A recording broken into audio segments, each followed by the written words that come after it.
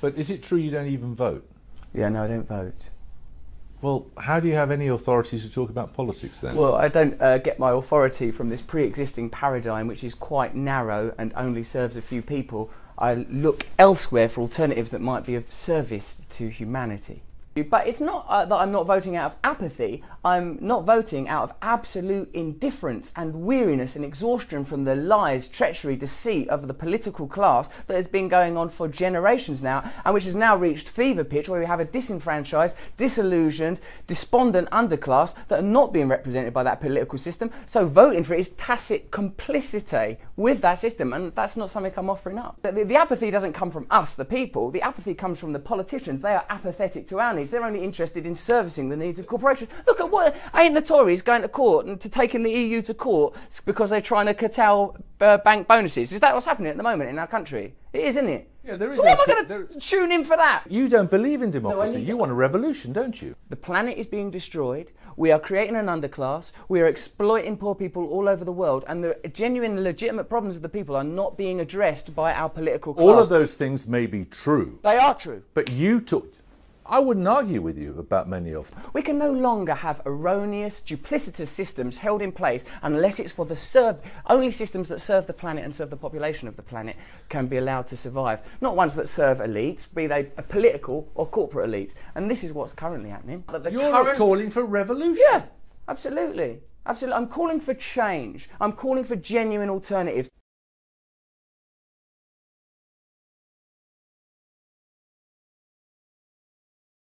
Our task is to unite humanity throughout the world. And if you act as an individual, you will never be able to achieve that.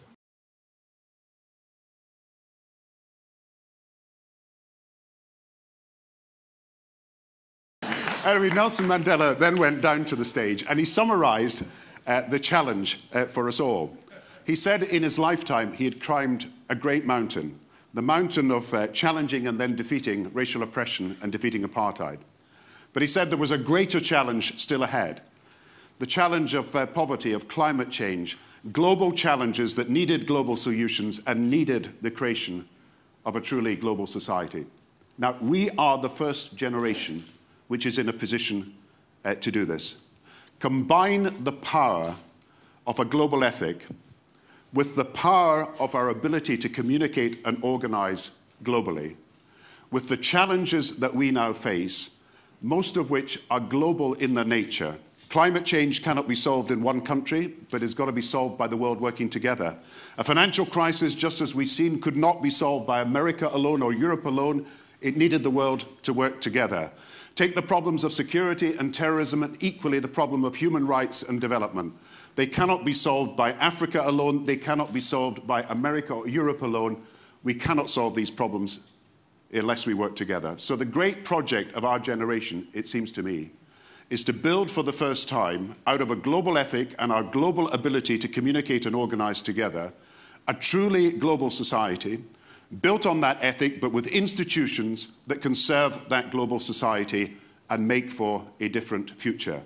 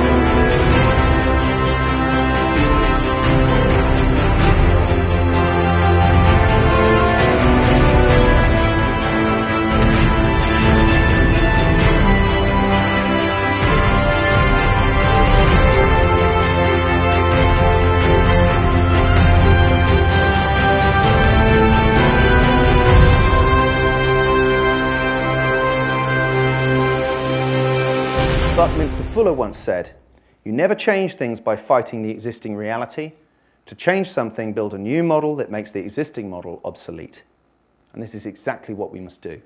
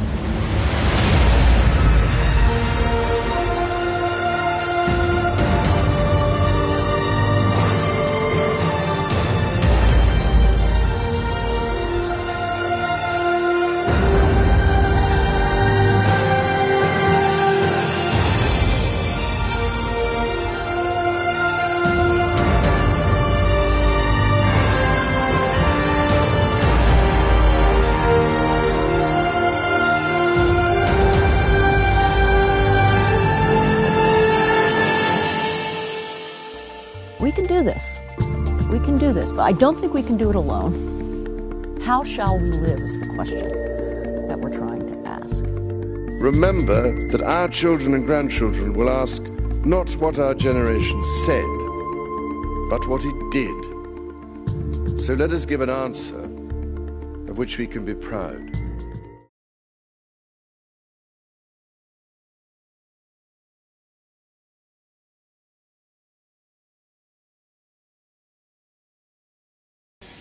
And you know what's amazing about this? The answer's always been in the actual word. Humanity. It's always been there, right in front of us. Thank you.